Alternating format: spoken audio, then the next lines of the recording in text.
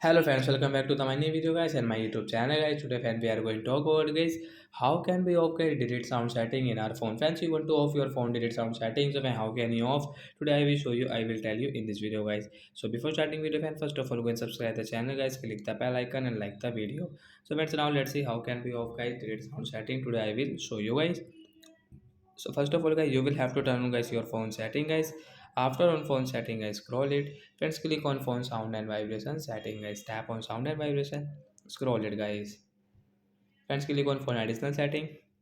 Friends, you can see guys your play deleted item sound guys. We will off from here the delete sound, and guys you will delete guys these photos and guys any icon. So when this sound will not work guys, delete sound is off. So like that guy, we can turn off guys our phone delete sound setting in our phone. So that's it guys, thanks for watching the video guys. I hope friends you have understood how to off delete sound setting. So that's it guys, thanks for watching the video. Bye bye friends.